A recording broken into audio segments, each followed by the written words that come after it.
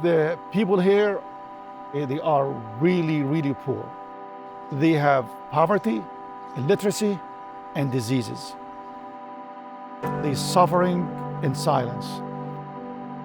This project started in 2014 with contact of one of the local physicians from Ivory Coast. He assisted us in getting in touch with the local government. When I was in Netherlands, a friend of mine told me that since I want to do a humanitarian job, it would be better for me to look on internet how to get in touch with people that can help. And then I found a video of Operation International in Ghana in the hospital of Techiman. And then I sent an email. When I got here, I didn't know what to expect. I couldn't tell if the clinic was going to be something that's established and the facilities were capable to just go and get right into seeing patients and operating, or we would have to build something up. And it turned out we really had to build everything up.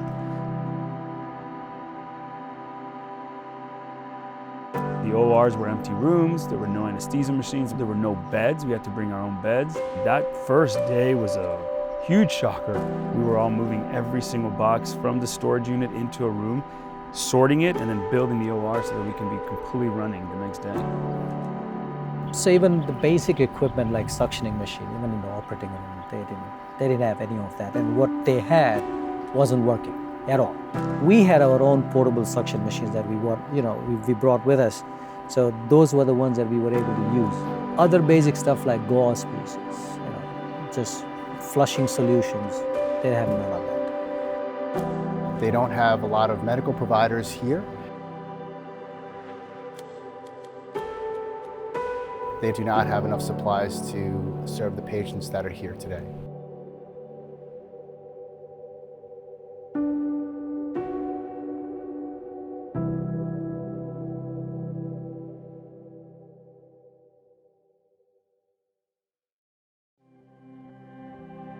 And one of the patients that struck me is a gentleman who has a 6.5 kilogram tumor arising from one of his shoulders that limited his ability to live a normal life and earn his living. You see, one of the cases that came in my mind immediately is a man that I knew since I was a child with the meshes in the shoulder. Since I was a child, I used to walk around and he was hopeless. So I told my dad, found him. We put him in the car to here. Il y a eu longtemps qu'un beau jour, j'ai un petit jeune ami qui m'a dit, tiens, tu as un furon sur ton omoplate gauche. J'ai dit non, je n'ai pas de furon. Il a attrapé mon bras par là. Il me dit, voilà, furon. Je dis, mais qu'est-ce que c'est que ça? Il me dit, bon, lui ne connaît pas. Donc au fur et à mesure, ça prenait de l'ampleur et ça prenait du volume. Et jusqu'à un jour, bon, j'ai passé dans certaines cliniques, on m'a dit que bon, c'est pas à leur niveau.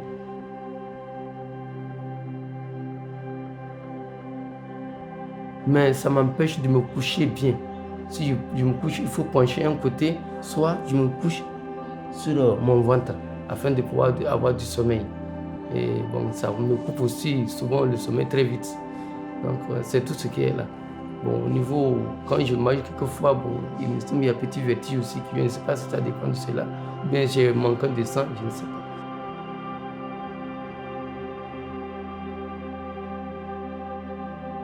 I think it went pretty nice, and he doesn't have to worry about carrying that mass behind his back for the rest of his life.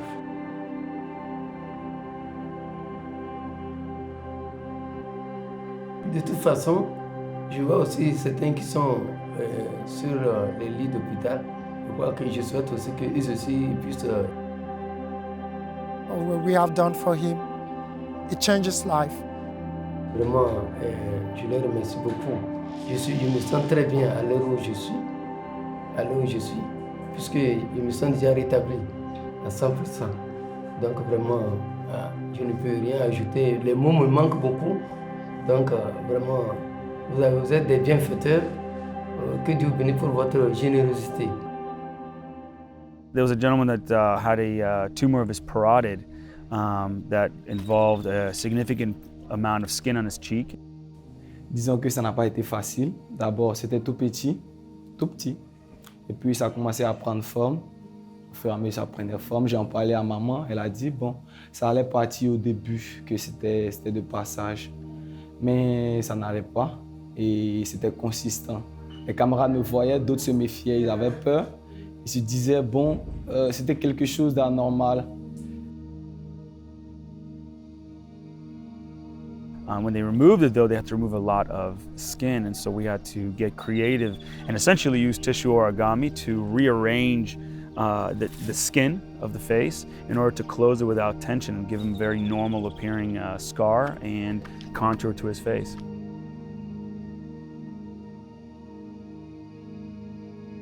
La première chose que je vais faire, c'est de retrouver mes amis afin qu'ils voient que j'ai changé.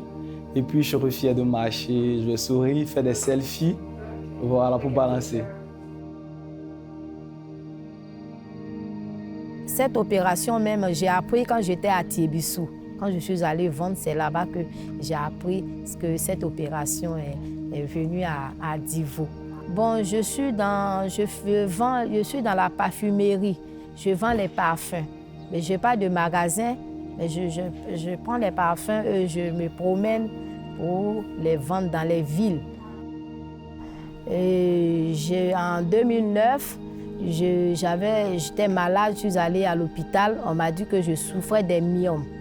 Donc, je suis allée me faire opérer dans une clinique à Toumaudi. 2 semaines après, j'ai senti que je faisais les selles au niveau du vagin. Et puis, je suis retournée à la clinique.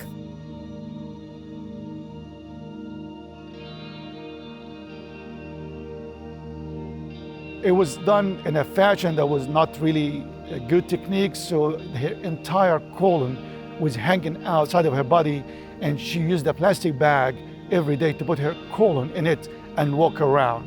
When we put her to the operating room and were able to examine her under anesthesia to do proper examination, I discovered that they removed most of the rectum during the operation. However, we were able to refashion the colostomy and remove portion of the colon, and we provided her with colostomy bags. So now, rather than carrying her colon in a bag, now she has a properly fitted colostomy bag and a colon that's sitting inside her belly.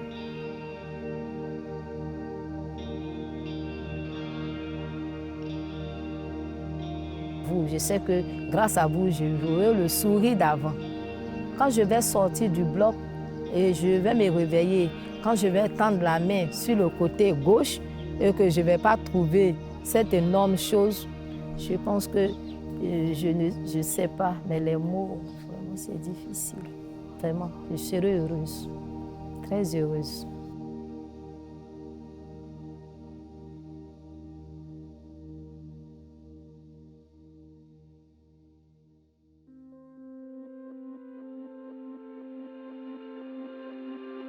In the beginning, I didn't know that it would be such a big project. You see, I thought that maybe 7 doctors are going to just come and we will try to help 10 or 20 people. And then when we started, I discovered that it was maybe 10 times bigger than what I was thinking.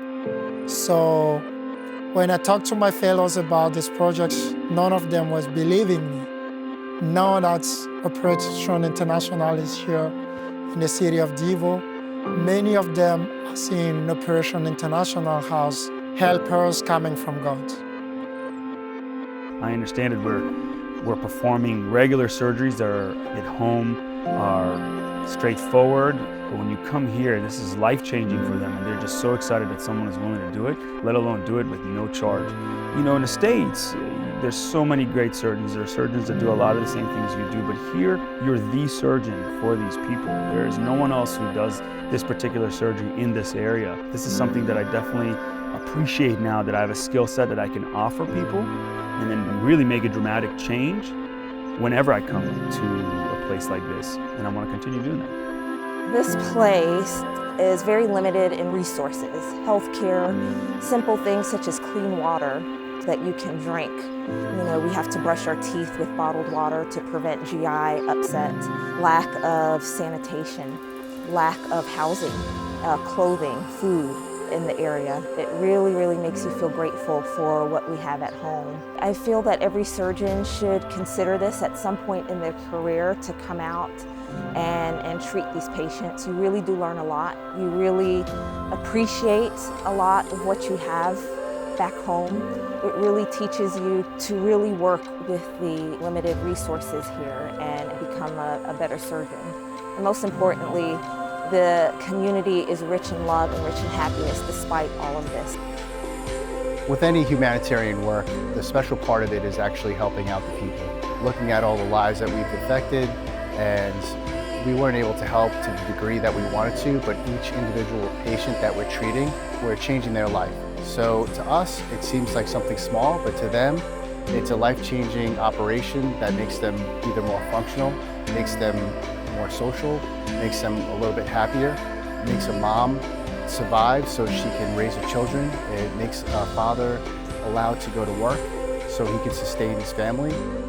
I feel the team this year was amazing group of people. They came from different background, different culture, different religions. We had physicians coming from Texas, from Atlanta, from Colorado, in addition to many of the old members of the team. Everybody worked together under difficult conditions. Forever, me, my family, and I think the next generation are going to remember Mr. Alam, remember all Operation International team that were in Ivory Coast, because what you started, I think, is the beginning of something great that I don't even know myself. But I believe that we will do more. So I just want God to bless each one of you. No matter what you were able to do here, it was great. I think that nobody's going to forget it.